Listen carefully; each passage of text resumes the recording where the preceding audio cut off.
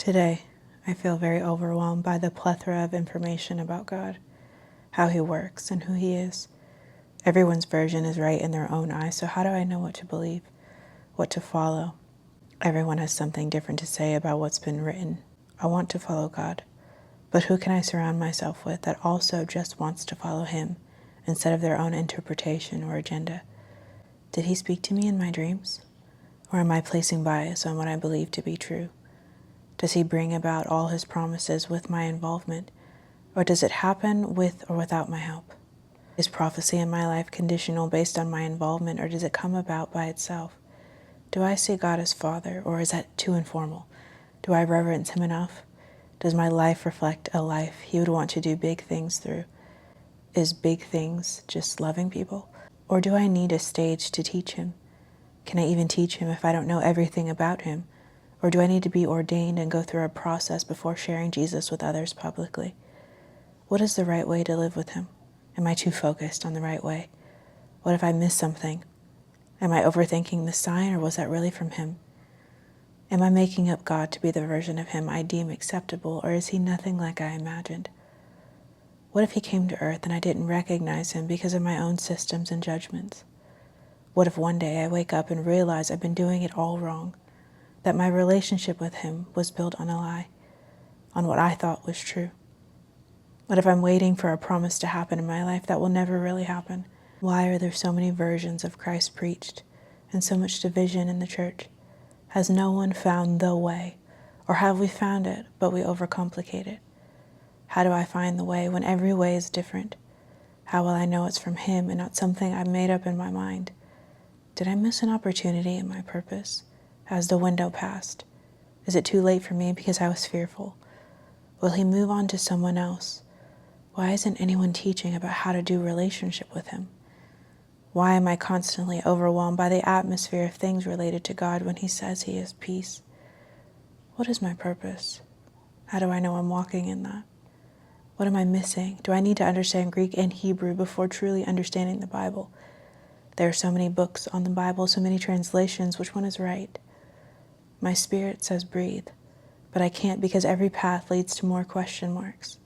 So many question marks that introduce me to wanting to take a step away. Not from God, but from the chaos that surrounds the topic of God. The culture overwhelms me. How do I release this stress? Take a step away. How do I do that without denying Him? I'm sure if I met Jesus in person, I would love Him, but being around people who say they follow Him makes this all so confusing. Why won't God just show up and show us all the right way so we can stop being so divided? Is He okay with being misrepresented? Maybe it's like He's so secure in Himself that He does not have to correct people.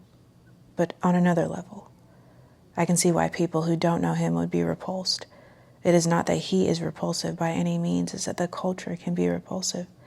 Too many doctrines, too many books, too many opinions, too many judgments, too many ways, too many wrongs, too many rights, too many options. As I write this, a wave rushes over me. I'm reminded that He is King. I'm reminded of the simplicity of believing in His name.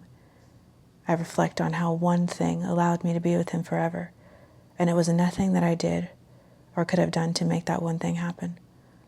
I'm reminded of the simplicity of the gospel, that faith in Him is how I spend eternity with Him, just by believing in Him. Not walking out my purpose, not reaching 1,000,000 souls, not doing a relationship with Him perfectly. When my mind runs rampant on the how or the why, the gray matter in between, the right or the wrong way to do life with Him, the simplicity of the gospel stops me from running in pointless circles and places me at the feet of the cross. He says this to His disciples before leaving them. Preach Jesus crucified and love others. There was so much in that statement, yet it was so simple. I don't want to fall into the trap of overcomplicating something He already simplified. I don't want to be another victim of the system domestication breeds. I don't want to be bothered by the most insignificant details instead of missing the big picture. I don't want to be plagued by what I think needs to be done instead of resting in what was already done.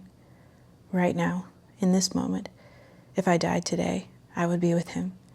And in that statement, I already have the greatest gift.